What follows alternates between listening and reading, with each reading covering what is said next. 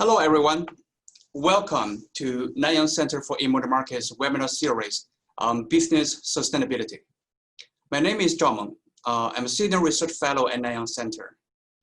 Today, we have more than 150 registers, and we're honored to have 3 industry leaders who will share with us their first-hand experiences about how to make creating shared value work.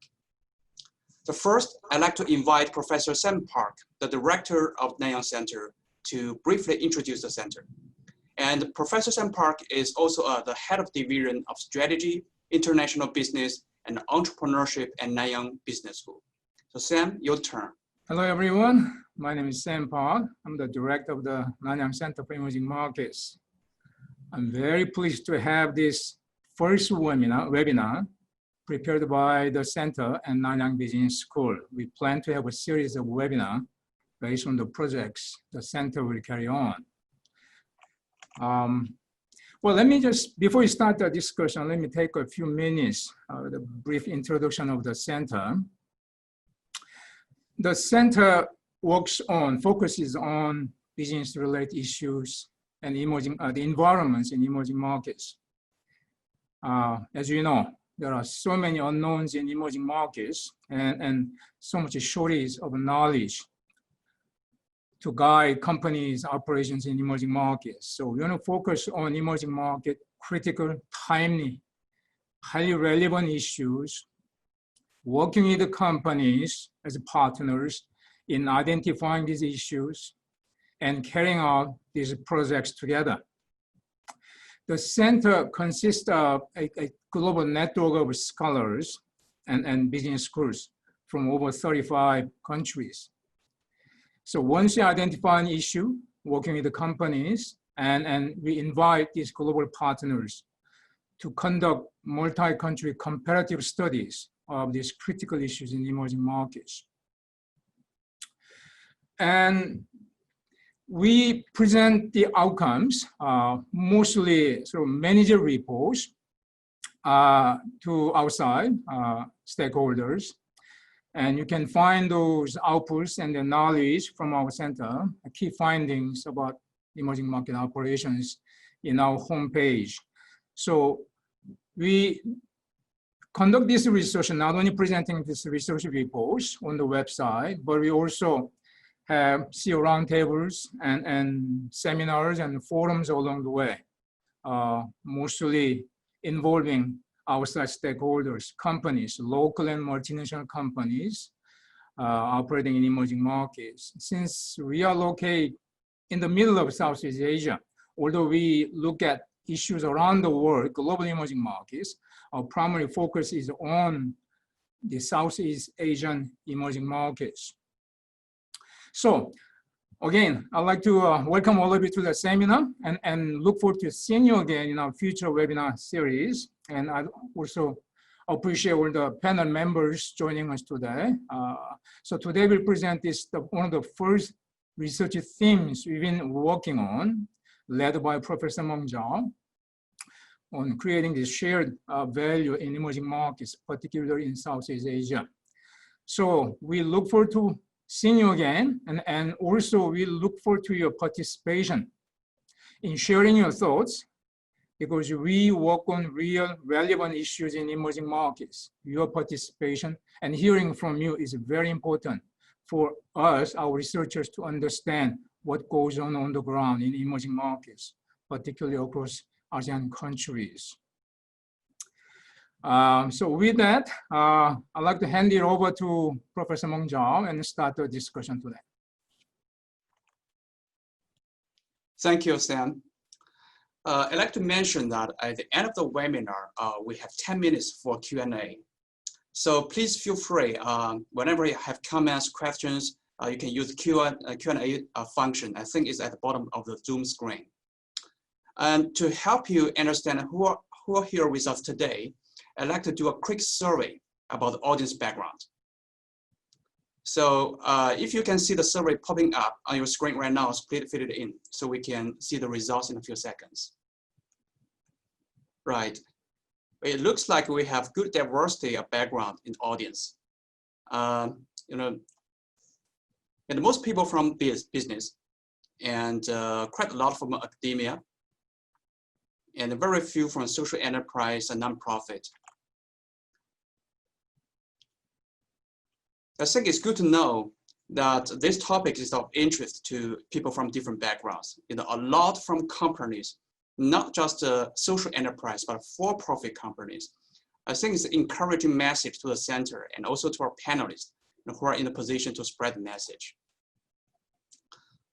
So before we start, I first want to highlight two keywords that we'll hear again and again today, just in case some audiences are not really familiar with these concepts. So let me share the screen.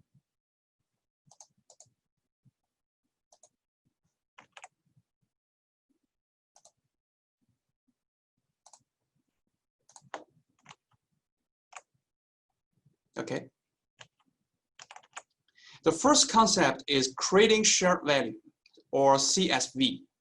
And the second concept is social entrepreneur. Creating shared value is a conceptual framework, and is also strategy. It's about creating economic value to the business, while at the same time solving social problems. And social entrepreneurs, they are individual people. They work for a company, and they push the company, and they enable the company to create shared value. The Nanyang Center for Emerging Markets regularly publishes reports on creating shared value. We have already published a report about capabilities for creating shared value, and another report about creating systemic change through social entrepreneurship. The finding is that in order to make CSV work, we need to be alert to the synergies and trade-offs between a company's social goal and business goal. And we need to relentlessly micromanage the relationship between the two goals through different aspects of organizational activities. So the purpose of our research at the center and also this webinar is to look into day-to-day learnings and lessons that actually make CSV work. And today we have three speakers who are either social entrepreneurs themselves or the thought leader on the topic. And they are the people who actually make creating shared value work. First, we have Mrs. Alex Vanderblad. Alex is the head of corporate social responsibility at SAP, the leading global software company. Alex has worked for SAP for more than 10 years. She's the expert on developing and growing social impact activities in a global company. And Mr. Daniel Nowak is the managing director of Social Business. Social Business is named after Professor Muhammad Yunus, who is a Nobel laureate and also the father of the concept of social business. Social Business is a global initiative that turns companies into a force to end poverty. Daniel and his team published a report, Business as Unusual. They learned from more than 50 multinational corporations about challenges and successful factors of social entrepreneurship. So for any company who wants to get on this journey of corporate social entrepreneurship, it's worth reading it. And Mr. Kazi Hawk. Kazi is the CEO of Technology for Social Impact, TSI. TSI is a joint venture between Intel Corporation and Grameen Trust in Bangladesh. Kazi is also financial director of Intel and an expert on social entrepreneurship. He just published a book last year. It's called The Rule of One. It tells very insightful stories about social entrepreneurs' daily work in developing countries. It's highly recommended. So now I will hand over to our panelists who will briefly introduce their work. So let's go by name, Alex, Daniel, and Kazi. So Alex, it's your floor. Good morning, everybody. Such an honor to be here with you today. I'm just gonna quickly try and share my screen so I can share a few slides with you.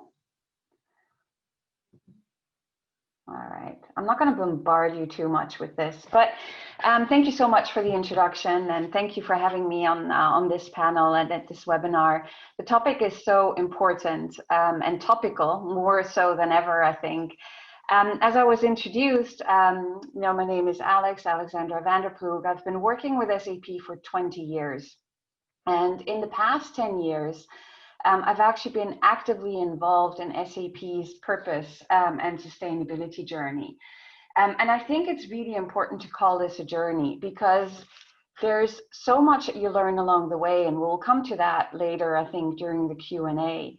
But one thing that I would love to share with all of you is that, SAP already 10 years ago, very clearly set out a vision and a purpose for the company, which is to help the world run better and improve people's lives.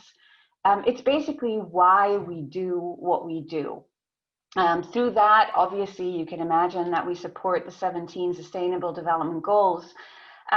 But truly what makes us unique and where we think we can make a contribution, not just as a business, but in terms of our role towards society and towards the communities where we live and work, is because we drive global impact through our technology.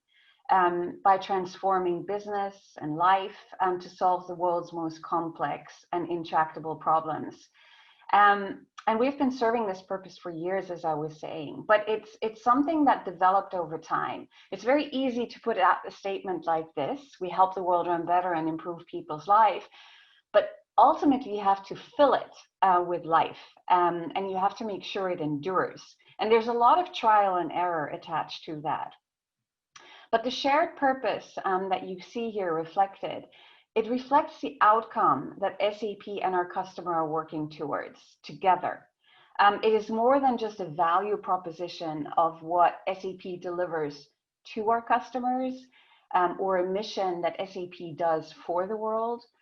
It's really a journey that SAP is on with our customers and with our partners. And it's basically creating a shared purpose.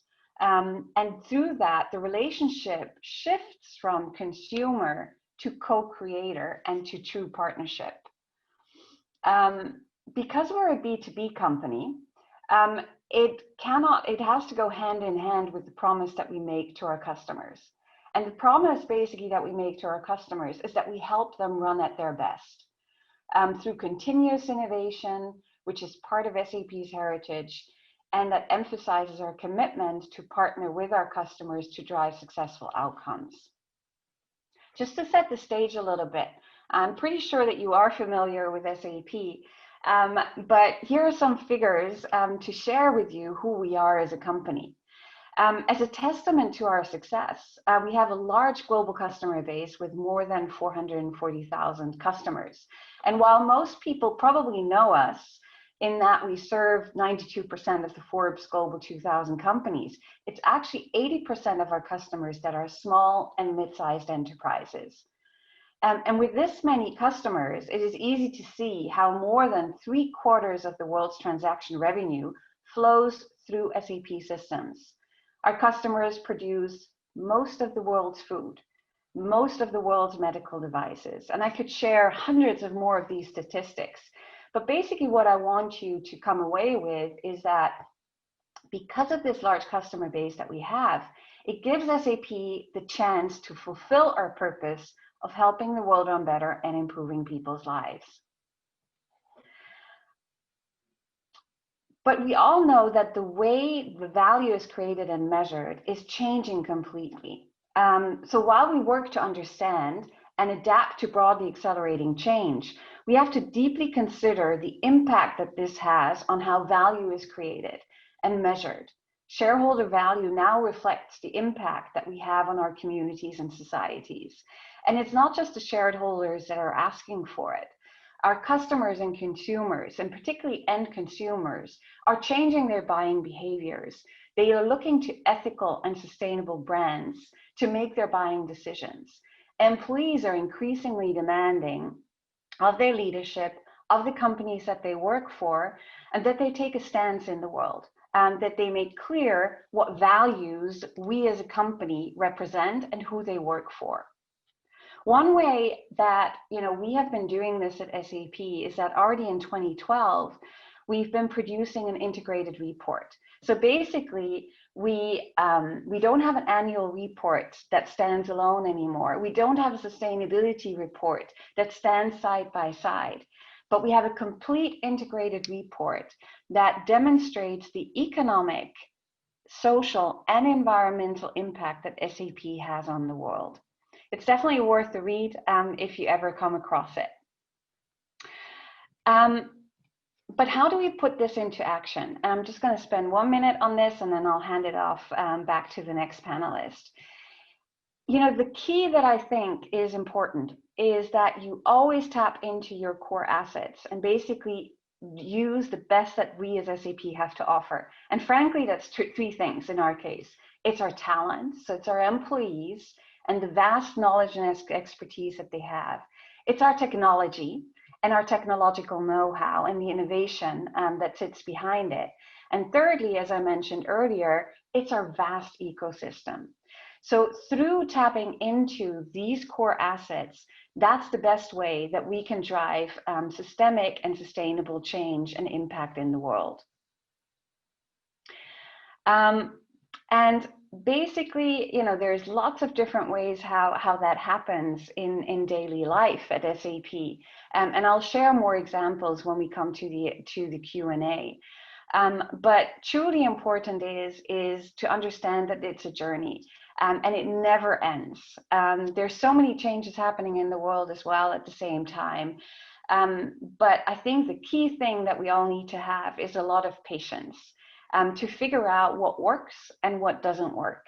But what I've certainly seen in the 10 years that I've been able to accompany this journey at SAP is that it has shifted from pure talk and occasional action towards really figuring out how does societal, social, and environmental impact of a company, how does that integrate into the business strategy? And how do we make it so much part of our DNA that we don't even have to think about it on a daily basis? I wouldn't say that SAP that we're there yet, but we're certainly along the journey, and it's a daily learning opportunity for all of us. And with that, let me hand back to you. Thank you, Alex. It's very impressive to see the influence SAP is making. You mentioned fitting purpose in life and work. I think that's very good interpretation of how to make CSV work. So we'll hear more from you about this later. So next, let's move to Daniel. Daniel. Thank you all, and thanks for having me today. And thanks, Alex, for sharing your thoughts. I would also like to share my screen, but at the moment I'm not co-host, so we'll do in a second. Please do make me co-host, but good to be here, and especially great to follow Alex's words. SAP was one of our very early partners at Social Business, where we do work with companies and social entrepreneurs alike to use business means to solve social or environmental problems. It's been a really interesting journey for us as well, one that also builds on the idea of using your core assets for impact. When we look at the COVID crisis, it obviously had a devastating effect on not just us as individuals, but obviously economies and societies by now. We also see some light at the end of the tunnel, where we see companies during the crisis stepping up to deliver health medical devices, or to deliver food, or to step up the game to help people in need when they really saw that it could make a difference. And people and companies really changed their entire value chains in order to do so, from producing masks to producing respirators. So we're really seeing how companies have stepped up to the game in some instances and helped out in the crisis and the moment of need. Interestingly, using those assets to create impact is one of the things that we see social entrepreneurs have been doing for years now and are active as we speak today. Let me share a few thoughts and a few ideas about social business.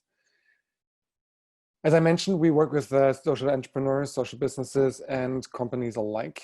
We look at social innovation as a tool to really transform company and use business as a force for good.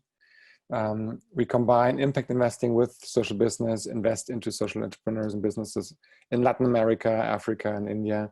But we also work with companies to create impactful ventures. Again, as mentioned, use companies' assets to solve some of the most pressing social or environmental problems. To make it more tangible and create examples here, for example, we invest into a healthcare company in Colombia quite a few years ago, helping the poorest of the poor get access to healthcare. Or a water company in Uganda, helping millions of students get access to clean drinking water. But also a joint venture with a German family company in India, helping recycle plastics and help waste pickers out of poverty. So everything we do, we look at an angle of action and solving social problems, but at the same time also looking at, well, how can that have an impact on the partners we are working with? So we're also looking at transformation through action, transformation through social business. Alex mentioned it initially in her opening remarks, looking at the idea of turning purpose into life. Because it's not enough to stop with a purpose. You have to do and create a tangible action to actually turn it into life, to make it tangible for you, for your employees, and for your key stakeholders.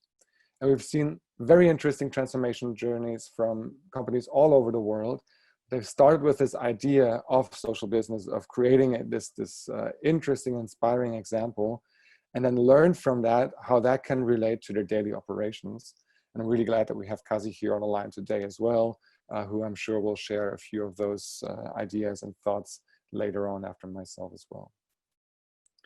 Obviously, our story began with one man, Professor Yunus, who co-founded Yunus Social Business back in the day, obviously credited for microfinance and also then developed the idea of social business. So really the idea of creating sustainable change. And build on that legacy and the idea to share that idea of social business across the world. We've looked at how can we make a difference in countries all over the world, but also how can we make a difference in companies. As Professor Ming just mentioned initially, we also just published a report on social intrapreneurship together with a couple of research partners who helped us look at some of the leading companies around the world and how they use social innovation, how they use social business and social entrepreneurship. And interestingly, we found that there's two ways to approach transformation. One is bottoms up and one is top down. That is how we see our world as well, where we look at investing into solutions, investing not just money, but also time into solutions, but also from the top down to look at how can we change entire organizations. And I'll stop and hand over with the last idea of the results of that research on how that really has an effect on the companies that work in such a way. So the Business as Unusual research has really surfaced a couple of interesting stats. One obviously is that social innovation, social entrepreneurship leads to quite significant employee engagement and talent attraction abilities. That is quite obvious to many who have been active in this field, because it really is an inspiration to the people that you work with. But second, it actually leads to mindset shift and culture change, because companies start to see things differently. How they can use their assets to create impact, how they can use their assets to create shared value, but also how we can look at measuring value within companies. Alex also mentioned this in her initial remarks. It's not just about valuing what we do, but also measuring it differently, looking at incentive systems, looking at different ways of promoting people inside of the company. And then lastly, as you can also see here, social innovation obviously sparks innovation in the same way that it does, regular innovation would do, but also helps you reach new markets and new customers. It creates new empathy for the problems of people in target groups that you may not have touched before. And obviously it does improve corporate brand equity. But the last thing wasn't that important to many of the companies that actually engaged in this field. Interestingly, it was much more the idea around mindset shift and job satisfaction and employee engagement. I'm really looking forward to having a few conversations here on the call with you, with everybody participating today. So again, thanks for having me. and I'll hand over to the next speaker. Thank you, Daniel. The social business model is very unique and it grows very fast. So looking forward to learning more from you. So Kazi, please go ahead.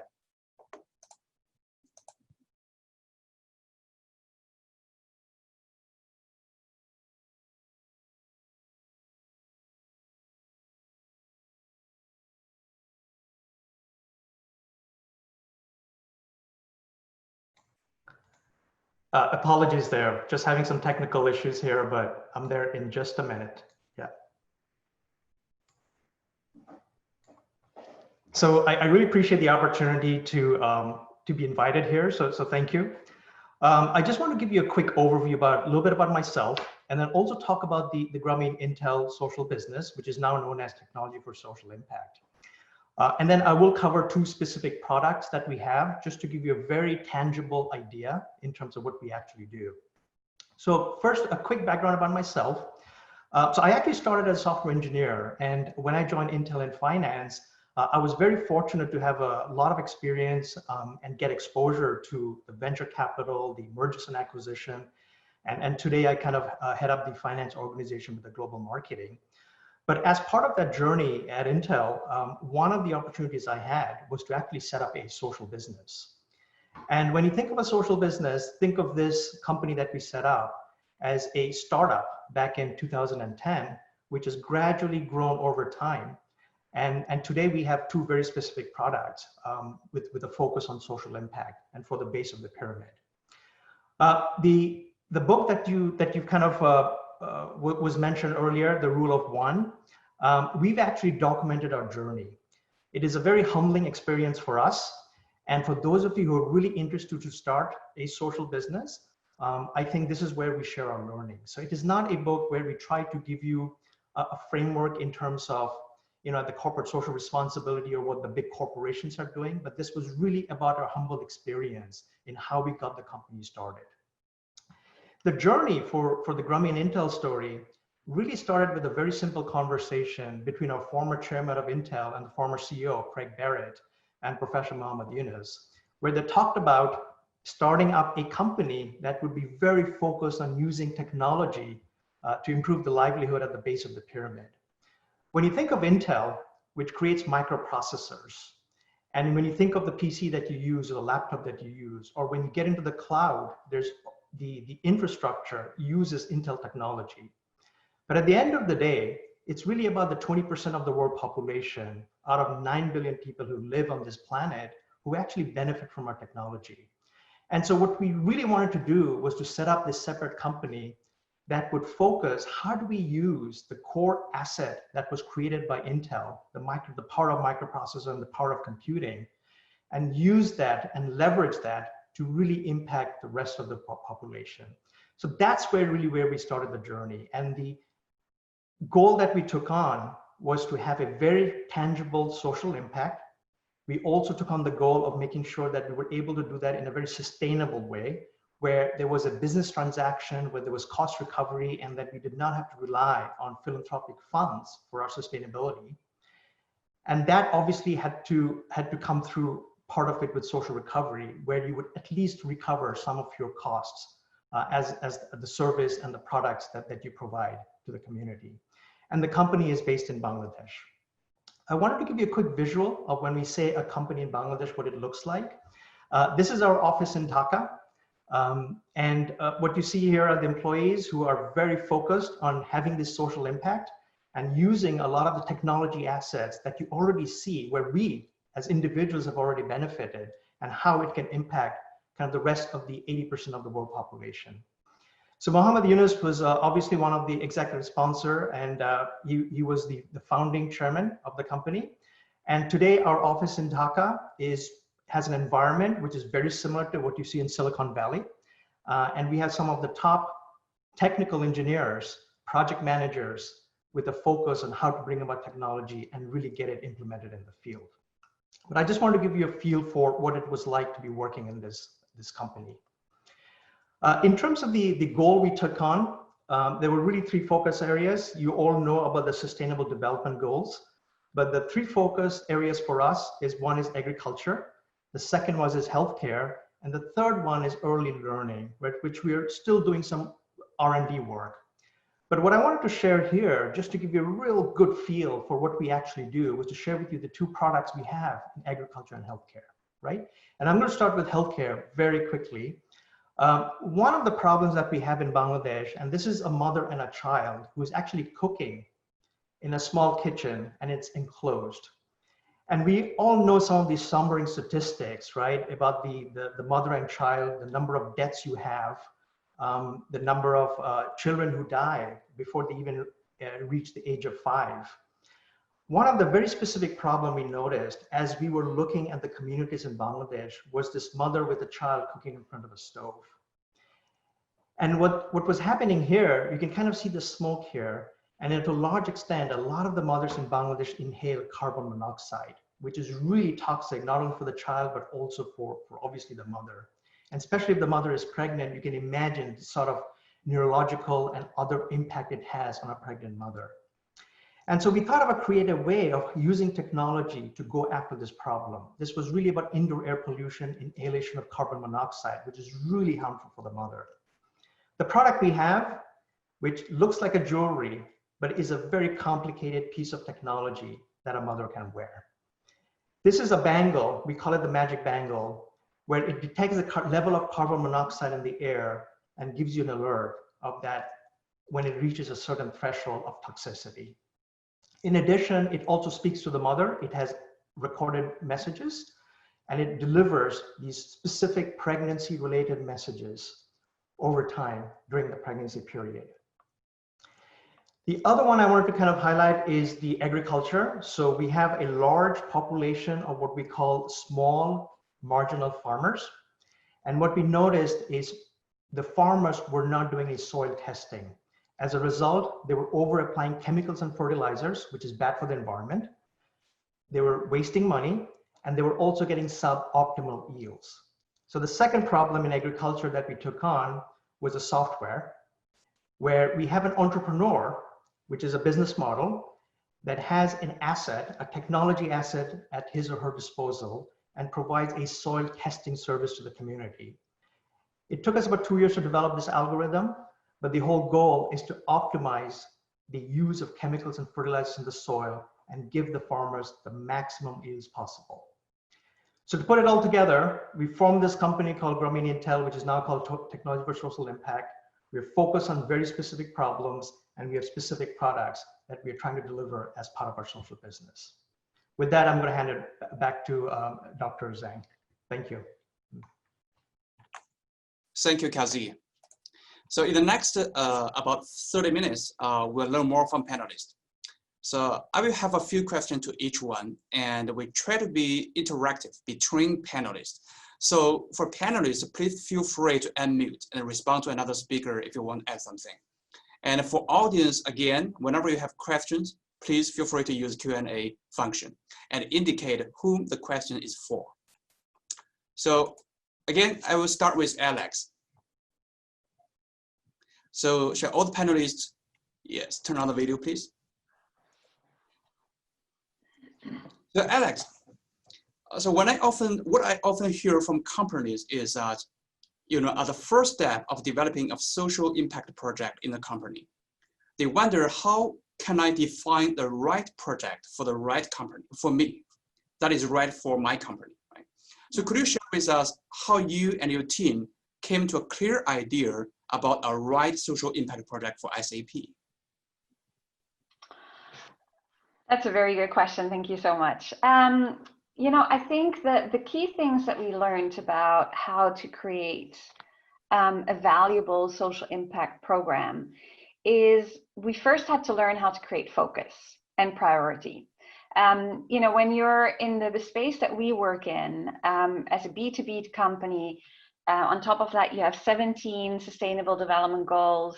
All of our customers, they have issues in all of these 17 areas, right? But what we had to learn is to figure out, where do we as SAP truly have a right to play? And I don't mean it in a playful way, the right to play. I mean it in the sense of, where do we have a not just a sense of responsibility, but also an obligation to make a contribution and to take a stance. So I think that was the first. So it was a parameter that we had to define, is to have a very clear focus. And let me tell you, that's not easy, because in the 10 years that I've been doing this, our focus has been shifting, and you get pushed and pulled into different directions, but you just have to stand firm and to explain why it is important to stay on this particular issue and not something else. For my team, this means, for example, that we've been concentrating on digital inclusion. And the reason why we do that is because our innovation at SAP is creating a lot of opportunity in the world, but there's a flip side to it. And the flip side is that with the changing way that the world works, we have a significant impact through the emerging technologies that we're driving, that people that are already being left behind in terms of education and workforce readiness get even further left behind. So it's not just a responsibility to ensure digital inclusion, but it's actually an obligation. So that's the first piece, focus. The second thing that we learned is partnership. There's no way that you can drive particularly social impact programs by yourself. And you might think that you can go pretty far with it, but if you truly want to create change and make a real difference, you have to partner up. And that's also not easy to do.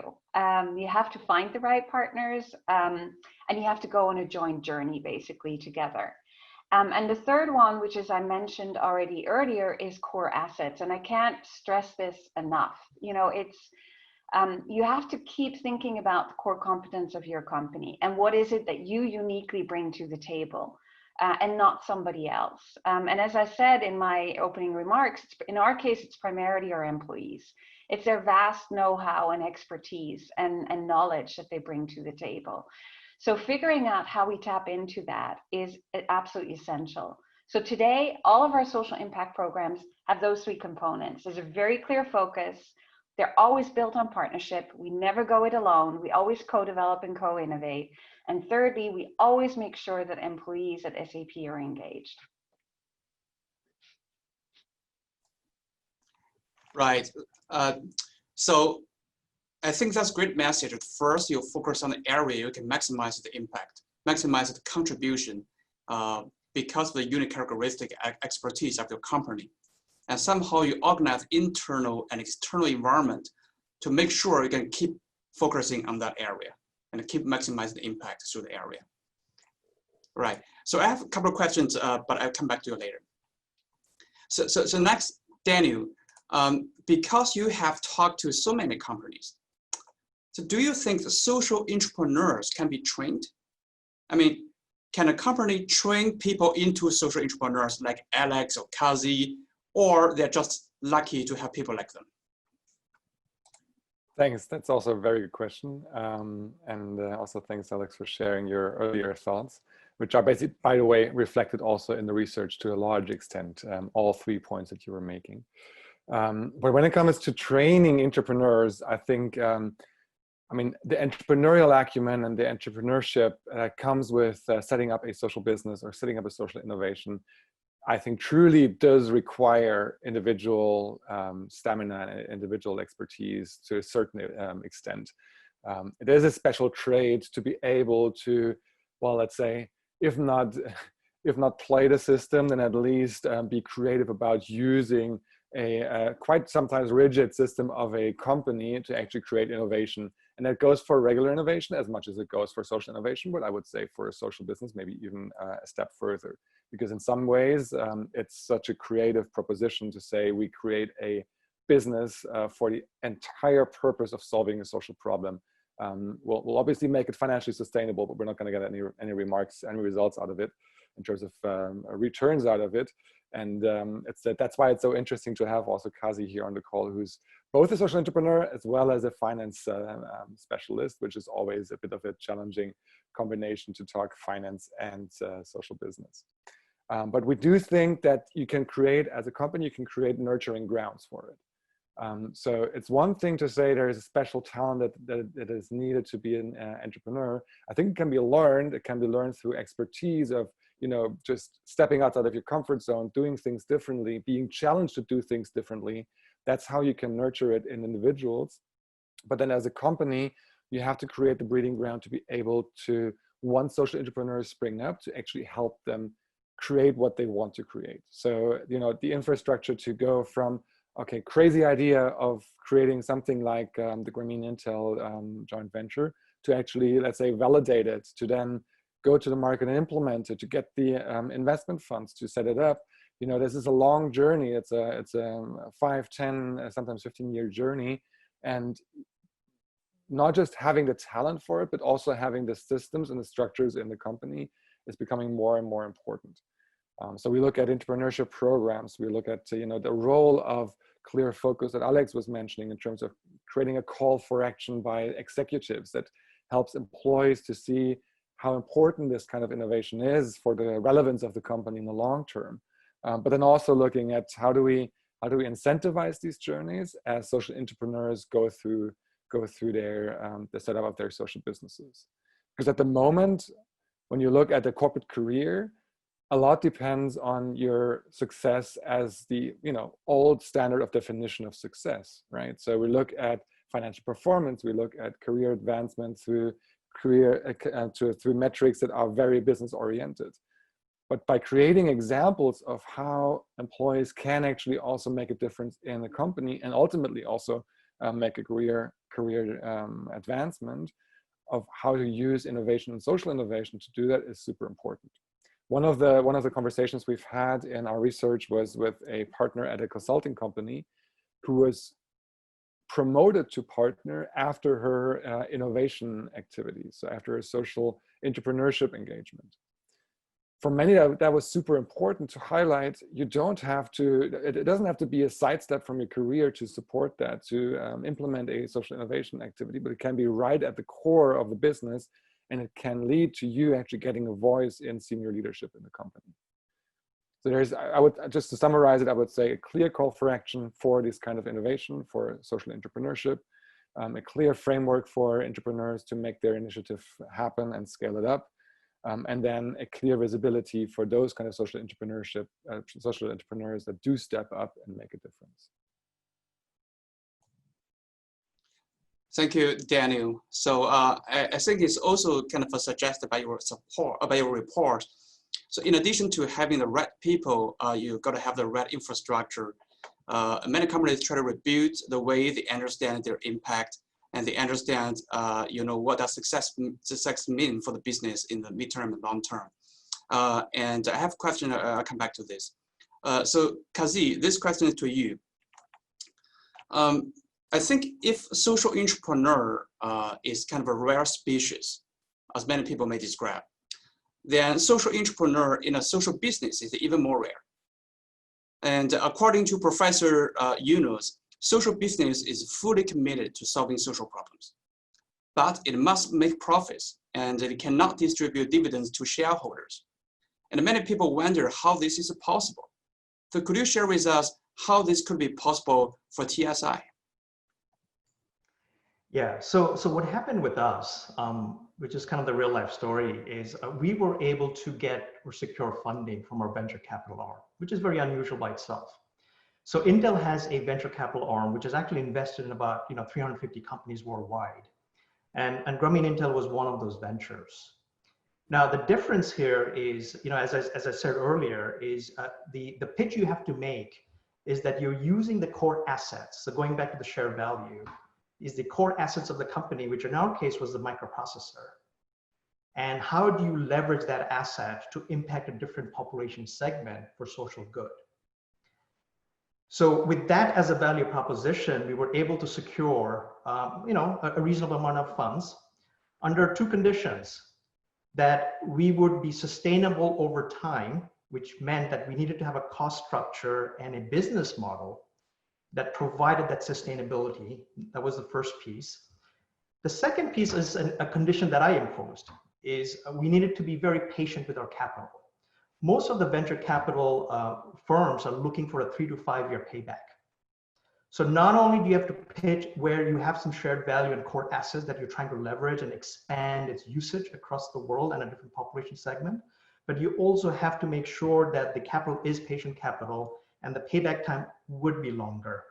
So that was kind of our starting point. Now, when you start running a business, it is a business. That's what we have to realize. And the money has to be really put to use in a very disciplined way with a set of metrics, right? So you may be a social business. Here's the difference. If you look at a for-profit business, what they're trying to do is they're trying to maximize the profit. So in other words, you have a cost structure for your products and you sell it at the highest price point possible. In our case, what we're trying to do here is we still have a cost of the product. The two examples that I gave you, there's still a cost, but we're not trying to maximize the profit, right? So we're trying to keep the profitability closer to the cost structure. So your profit is minimal and any surplus cash you make is reinvested into the business. So that is the concept of the social business, is you're taking money from the investors. Over time, you hope to pay it back, but you must still maintain a cost structure that is sustainable over time. And that is the formula for a social business.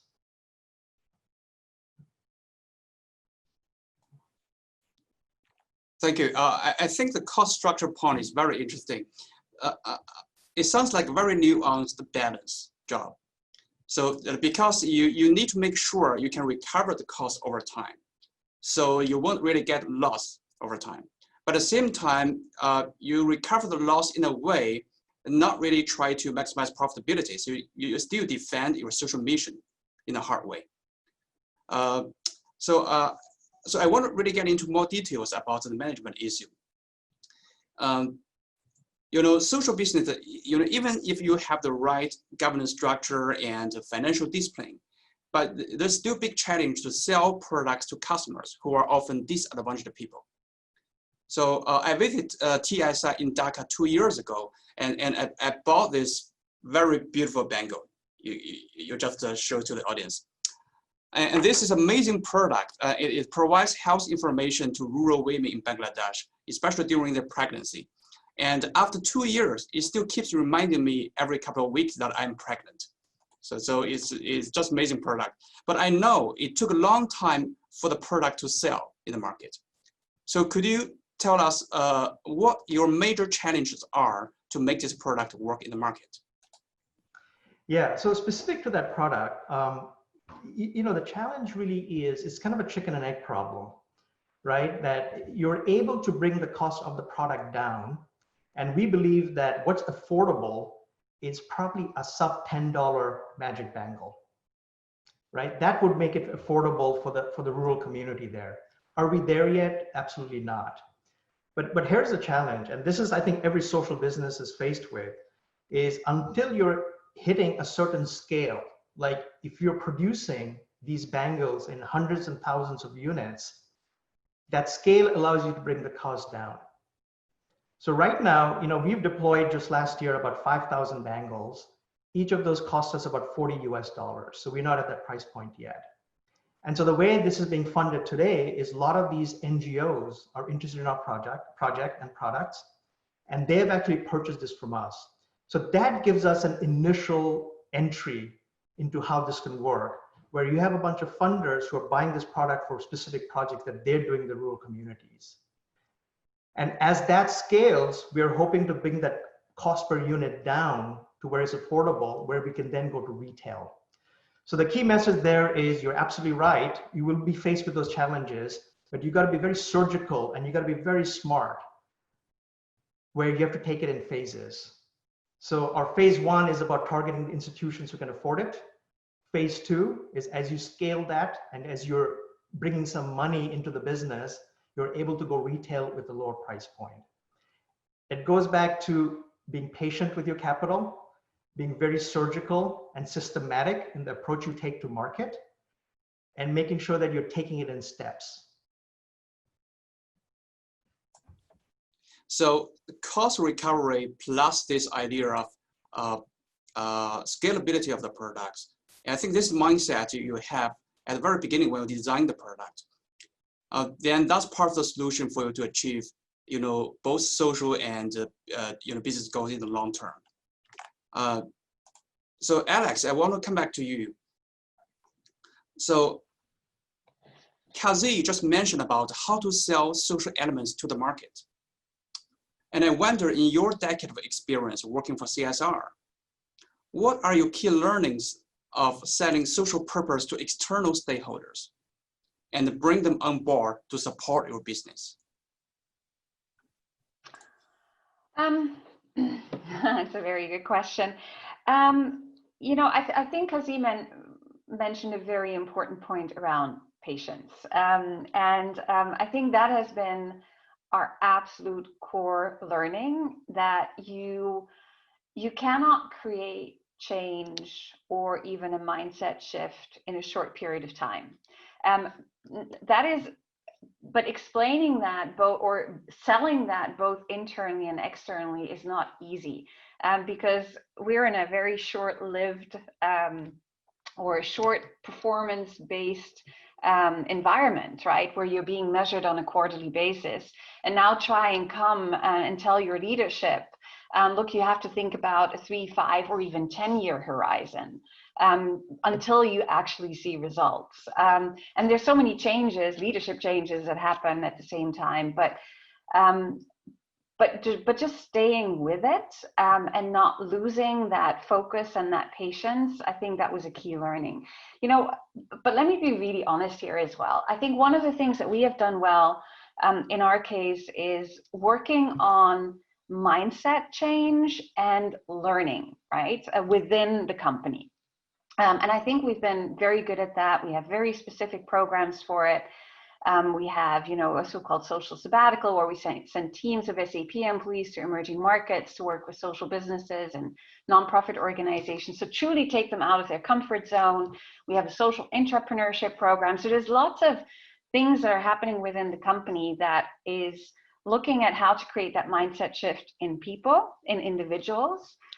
But let me be really honest as well. One of the nuts we have not cracked is, how do we truly tap into our core competence at SAP? And that's our technology.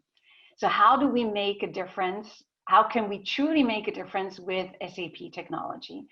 And I think one of the reasons why we haven't cracked that nut yet is because of a lot of the things that Kazi has mentioned, in terms of going about it very systematically, taking it step by step, taking it in phases, and have that patience to accompany it over a longer period of time, and ultimately also understand that you have to measure things in a very different way than you would with the rest of the business. And that's something that we are still working on. I'm very hopeful that we will get there at some point.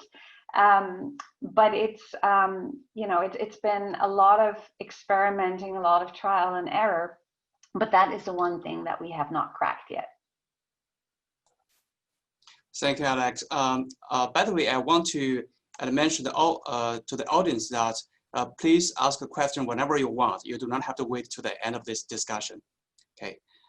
So, Daniel, if we can jump out of these individual companies a little bit, what do you see across different companies as common characteristics of a friendly environment inside a company that can make social entrepreneurs grow? Yeah, thanks. I think quite a lot of these things have been already discussed before. I mean, we talked about the idea of infrastructure, like you know, the 1 Billion Life program at SAP, helping entrepreneurs to get their idea from ideation to validation to scale. A lot of these programs already exist within companies in the for-profit space, so adding purpose and social angle to it is actually not as difficult. So just to expand your scope of these kinds of initiatives, for example, is possible. But I think it all starts with this clear focus and call to action on why does it matter? Why is it important to actually engage in this kind of innovation? We now talked a lot about using your core assets, again, which was also reflected in the research. But I think one thing that is equally important, if not more important, is the focus on core strategy. So when we look at social initiatives that have been started with a pure idea to be, you know, a CSR activity, then it's quite likely that they're either short-lived or not as transformational to the company. But when they're looked at in a way where it can actually contribute to the future of the company, where it can contribute to things like, new market entries to engaging your talent in the long term, getting your talent acquisition costs down. So if you have a hybrid narrative between, obviously you want this initiative to be financially sustainable and create lots of impact, but at the same time, you also want to reap the benefits. If that is becoming clear, and if entrepreneurs are able to make that connection, then the initiatives are much more likely to be successful. And I think that is something that is not always easy, and it's always, especially when it comes down to the measuring that was now also mentioned before, because when we talk about shared value, it's a great concept, but at the moment, the only thing we're still measuring is financials. There's very limited way and ability to actually create that other angle of the value, shared value creation. We don't yet have a means to really put our fingers on impact measurement that is where we can benchmark it against other companies. Sustainability is getting closer to it just through the CO2 emissions and carbon credits. But on the social side, we still lack a comparative and a metric that is able to benchmark across industries. But that the company within and create clear metric systems and incentives to help entrepreneurs identify what they're measured against. And that's yet another element to understand, well, what do we want to achieve? What are our goals? What are our quantifiable goals? We're now talking a lot about, zero carbon emissions for individual companies. I think in the future, we have to go far beyond that. We have to go to positive carbon. But even that zero carbon contribution and commitment by companies is super important also for entrepreneurs to play against that and to make it relevant to the goals of the company. And lastly, I think the funding is one side. So to really focus on how can entrepreneurs tap into funding based on clear milestones in their journey. But then also looking at that journey in a way that can benefit the company along those different milestones. Both Alex and Kazi have mentioned the importance of patience, and we've seen it over and over again. But if you create a smart journey that helps you display the benefit of the initiative along this journey, not just at the end when it's financially sustainable, creating its own profits, has impact at scale, but even in between, if you're able to create that stage gate approach also to social innovation, not just in terms of validation of the idea, but also how it plays back to your company, then you can create that narrative and create that ability of the company to pour more resources into it and also make the financial case for it, which may be a hybrid case between financial results, HR results, and transformation results. Thank you, Daniel. I think you mentioned very important idea about metrics. It's really the foundation of many other critical issues for running a social business. So without a proper metric, we do not even understand what is the last nut we haven't been able to crack through our core assets, and we cannot be able to really recover the cost in the measurable and appropriate way. So actually, we already have one question from the audience about this cost recovery issue, but let me first just mention that thank you for our great panelists. And we have about 10 to 15 minutes for Q&A. I will ask each of you the questions from the audience. There are a couple of questions to Kazi, actually. I think they're fascinated about your idea of cost recovery. So could you mention what is your business model? How do you ensure you can achieve cost recovery? Yeah, so this is where, I've kind of highlighted a little bit about product innovation. So the bangle that you saw was an example of product innovation. The eAgro software that runs on a smartphone or a laptop or a tablet is another example of product innovation. What I didn't touch on up to this point is the business model. You also need to be very innovative in terms of how you approach the market and how you have a business model to deliver on the cost recovery. And I'm going to pick one example. You take the soil testing kit as an example, where the way this works is a person has to go to a plot of land for a farmer, take samples, put into a test tube, like a litmus test, take a reading, and based on that would know what sort of level of nitrogen, phosphorus, and like macronutrients you have in the soil. And what you're really trying to do is for the next crop cycle, you're trying to get the right level of macronutrients in the soil without wasting chemicals. So it's surgical and it's optimal application of chemicals and fertilizers. And as a result of that, with the goal that you'll get the maximum yield possible. So it maximizes the income for the farmer. Okay? So growing a crop at the minimal cost and maximize the income for the farmer is something you got to think about. So that's an example where you have to think about the business for the farmer as a starting point. And then the second piece you can think about is what does it mean for you from a business model, because you have a R&D cost to develop these products and you have a cost to sell these products as well, right? But the place you need to start is, does it make business sense for your end user or the beneficiary? Once you've got a check mark there, then the way you need to think about it is, let's talk about our soil testing kit, right? It's an investment of $300 US. In a country like Bangladesh, where the per capita income is like $1,500 US. How is that even possible? So this is where you get creative with the business model. You got to think about the $300 investment, not as an investment for the individual, but it's an investment for the community. So that investment has to be a shared investment in that community. Okay?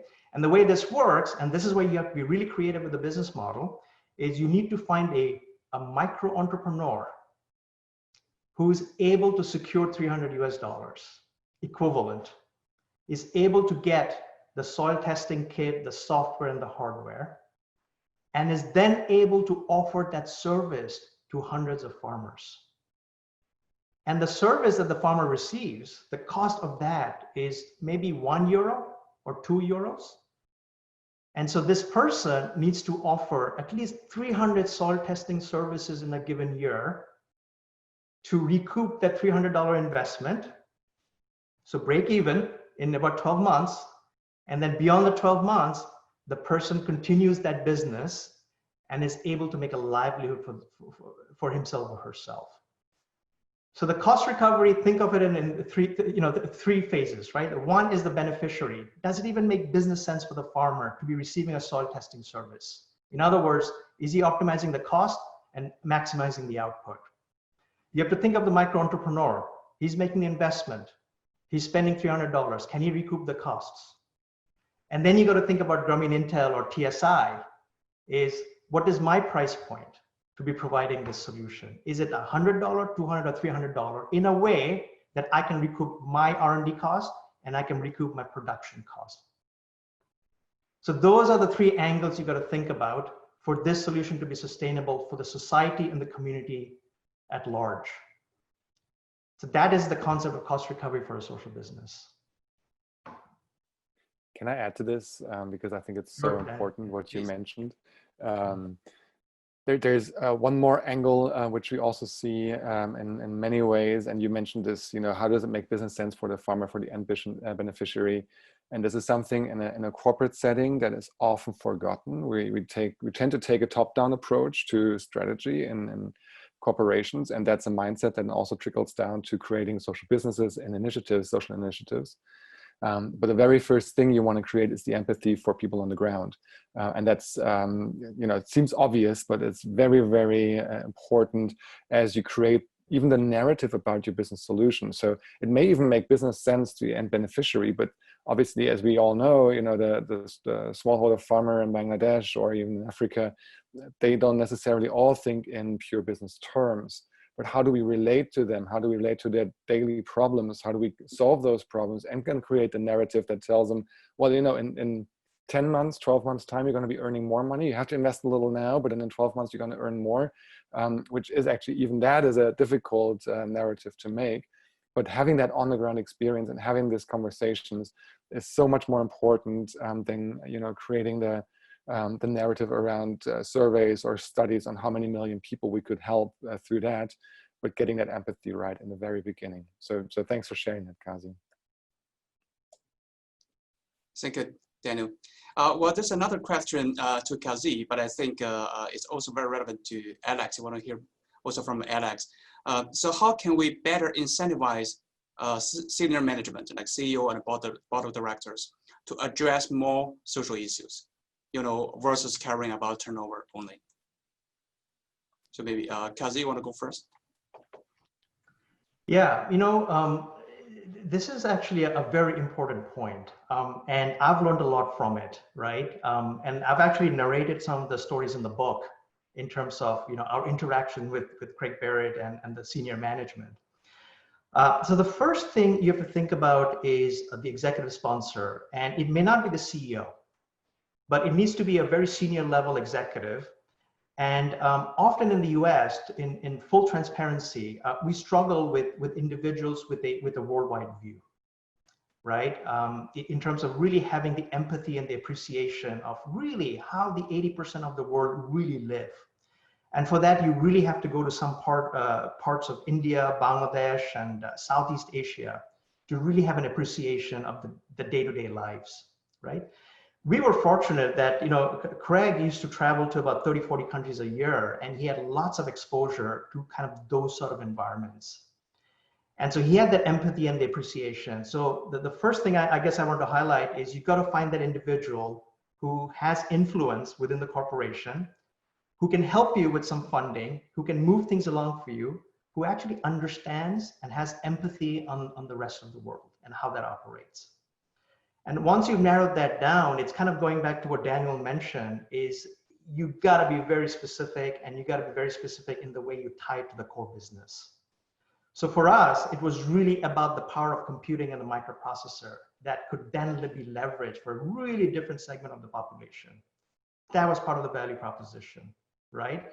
The business model that, hey, this was not another philanthropic or charitable giving, because you've got so many people across the world who are able to take Bill Gates as an example. You can never imagine $65 billion, right? So do you really swing the pendulum, right, with your philanthropic activity when you're running a $70 billion corporation and you're giving away a small sum here? It really doesn't swing the pendulum in any way. So the way to think about it is having empathy for the world, making sure that you're using core assets that is being applied creatively, and you're really solving a very tangible problem. And the reason why I actually started with giving you 2 examples is to me, it was a very tangible problem, right? That technology could solve. And when you have an engineering company like Intel, solving a problem with an engineering solution gets a lot of people excited. In fact, we had lots of volunteers who just said, hey, I want to work on this creative problem you're working on. I find this bangle so intriguing. Can I get involved? So I actually had the reverse issue where a lot of people wanted to volunteer their time. So a lot of people came forward with their engineering skills. So anyway, so those are the 3 things to think about: having the empathy, the understanding, right? Really, really understanding the core asset and how it can be applied, and then really proving that there is a specific problem that you're going after, but the technology can really solve. Yeah, I'd like to add to that, and I think that it's so important what you mentioned in terms of empathy and personal exposure. And this is something that we have been working on very heavily. What I mentioned with the social sabbatical program is, and we also do that on the executive level. We send our executives to emerging markets to expose themselves to issues and problems that they might otherwise not be exposed to. And they typically come back. It's only a 2-week investment, right? But sometimes for an executive, that can be quite a lot. But they come back afterwards, understanding that, that they've been living in a bubble. And that the way that maybe they need to start looking at the world, and also the way that we can tackle issues and how our technology can make a difference, that it goes much further than how they've been thinking about it before. So our results doing that, sort of breaking people out of their comfort zone, bringing them into an out-of-the-box learning experience, a very unique environment that they're usually not exposed to, really creates a mindset shift, what Daniel has been talking a lot about as well. And I couldn't agree more in terms of finding that one person that can become the evangelist. And sometimes it really starts very small. In our case, for example, it wasn't the CEO, it was one of the regional presidents in the sales organization at Air Fox Martin, actually in Asia Pacific, who started to take an interest in driving social innovation through SAP technology. And through that, we've been able to expand her horizon towards the whole issue of the social enterprise sector. And interestingly enough, where that has led to now, and this is where I see the biggest hook for us at the moment, to integrate social innovation and social impact into SAP's business, is around the whole topic of social procurement. And I think this is a topic that I would love anybody who's joining us from the corporate world, I would love to encourage you to look into that, because that can be an area where you can actually start making a change and a difference in very small but very, very tangible ways, without always necessarily having had to figure out the true integration into the strategy. Because just think about it, right? If you compare your philanthropic spend with your procurement spend, it is in no relation to each other. Your procurement spend is sky high. Your philanthropic spend is very low. If you can convince your organization to start shifting your procurement spend towards social enterprises, you're immediately gaining in terms of what the lever that you have to make a social impact. And that's a very interesting part to look at, I think, that a lot of companies can start looking into. So just looking into how you could shift that social procurement spend. And incidentally, for us, there's also a strategy behind, or strategic issue behind it, because through our SAP Ariba platform, we actually connect buyers and sellers. So it's more than just about our own internal social procurement. What we're looking into is enabling our customers to shift their procurement spend towards social enterprises. So it's a pretty exciting space to watch, I think. I think the conversation is getting more and more interesting. But for the sake of time, we need to wrap it up. We have a lot of questions coming in, but I'd like to end this session with one more question. That's from me, actually. That's about, so it's to all of you. So if any one of you can add a couple of sentences to this, that'll be great. So has COVID-19 somehow affected the social impact project in your company or in general? So Alex, can we start from you? Gosh, yeah, it has a huge impact. I mean, we've had to rethink everything. And I think in the beginning, we were all hoping, you know, it's just going to last a few months and then we can go back to normal. And now I think we all realize that we have to figure out a new normal. In our case, the first thing that we noticed is that the push and pull that I mentioned earlier, between being very strategic about what we do versus being more philanthropic about what we do, increased, at least in the short term in the beginning. There was this immediate reaction to, you know, to take immediate relief action. And we had to push back quite hard to make our senior leadership also understand that now is actually the time to buckle up and to double down on our existing commitments and not let them go, and start shifting our social impact activities towards immediate COVID-19 immediate relief. We've fortunately been very successful in that, but we had to basically reassure our partners first that we're there for them, that we're going to stick it out together, and that we're getting through this together. And secondly, we had to pivot all of our programming towards virtual programming. And but frankly, we don't know yet whether we will be able to reach the same kind of social impact levels that we had in previous years.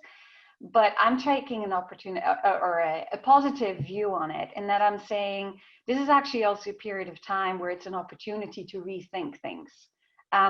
It's an opportunity for us to look at, to question ourselves and how we've been doing things, how we've been driving our social impact programs, revisit them, reimagine them. It's probably the most overused word in the recent months, reimagined. But really take a critical eye to it and experiment and test things that we have not been able to do before. So it's changed a lot, but it's also very exciting in terms of what's coming out of it. Yeah, but at the same time, it's also a bit scary because after the health issues, now I think more and more we're starting to see the socioeconomic implications. And I think because of that, it is even more important that the entire corporate sector understands that they have an incredibly important role to play in this period of time, that they are an important player in creating social and systemic change, and that it is not just time to look at your internal business health, but you really have to figure out your stance in the community and society and make a tangible and significant contribution. Daniel, what's your observation? Yeah, I think COVID-19 was obviously to everyone, it was a big shock. And as we were working in many of the countries that are most affected, it's humbling to see how we obviously here in Europe are obviously also being hit by the crisis, but how unequally hard some of the countries we're working in are struggling to meet the crisis. So I think if not for worse, but this is now really the time for us to see that that our attention needs to change, to shift, right? We need to look at what kind of difference we can make. Build like this wave, of course, a bit of an early indication of what's out there looming if climate crisis strikes, and if the inequality across the world is continuing to be that detrimental to our social fabric. On the good side, though, we've seen that a lot of the attention has shifted, as Alex also mentioned, in terms of we've also worked with the World Economic Forum to help social entrepreneurs and individual initiatives to get over this crisis in positions and in countries where the government cannot offer anything, right? Where stimulus packages and salary bailouts are not available. But really looking at, well, how can this now affect how we rebuild for the better? Great reset conversation that's coming up, but at the same time also looking at the more systemic issues. And we haven't had time to tackle this here in the conversation, but when we look at moving the needle on how we use business as a force for good, the buck always stops with the financial markets. So our next step here will also be to look at what can we move, what can we change in the financial markets themselves to change how we allocate capital, and therefore hold our boards accountable, and therefore enable executives to also drive change within companies. Because that trickle-down effect can then really have an ultimate effect on how we can create social innovation, how that relates to business success, and how that really is an aligned mission from the shareholders all the way to the social entrepreneur that's creating impact on the ground. And that kind of relevance for companies beyond the financial bottom line, but also including other elements, even in the capital allocation process, is something that I think is now, where we now have the breeding ground due to COVID, to look at that in a systemic way. It's a small window of change. It's really going to be a short window that we have to use, but I'm being hopeful that this creates the nurturing grounds for us in the future. We'll work on a couple of programs that will help us do that, or we're hoping to help us do that. So we're looking into the next couple of months in a very excited way, with all its challenges, but also with all its opportunities. Thank you. So Kelsey, how's TSI doing? Yeah, so I'll actually make two comments, right? One around the impact, and then what is the opportunity. I'm going to go back to kind of the title of my book. It was called The Rule of One. And the reason why it was the rule of one is you realize that at the highest level, people often romanticize the sort of social impact you can have. But we realized through our work is that you really got to be specific to one problem, with one solution, with one community. That is why we call it the rule of one. And where we've seen an impact is actually the community part of the work. Because our field people are not able to get into those communities with our solutions, with training, with getting entrepreneurs lined up, or even when you think about healthcare, a lot of our projects are on hold, especially around the Bangle, the Magic Bangle project. So that's where we've been impacted. So it's kind of the third pillar there, right? Around the work we do around the communities. In terms of an opportunity, you know, being kind of the technical folks, right? The engineers, they always think of creative ways to do things, even when they have some idle time. So this is where we saw an opportunity, which is about developing a low-cost ventilator for a lot of these COVID-19 patients. It's still in R&D phase, but we are actually working through a low-cost solution that we can actually have in Bangladesh, which would be one of the solutions we would offer as part of that healthcare focus area that you saw. So in terms of impact, our community work is absolutely has slowed down. And then on the opportunity side, we are thinking about a solution that I hope would have a widespread impact. Thank you. Great. Well, thank you so much. I want to thank all speakers to make this really engaging conversations. And I hope those of you in the audience who is interested in this topic can follow up with Nanyang Center's research and also our panelist activities. The recording of this webinar will be made available on Nanyang Center's website very soon. All right, so thank you for being with us today, and we hope to see you next time. Thank you, bye-bye. Thank you all. Thank you. Thank you, bye. All right, bye-bye.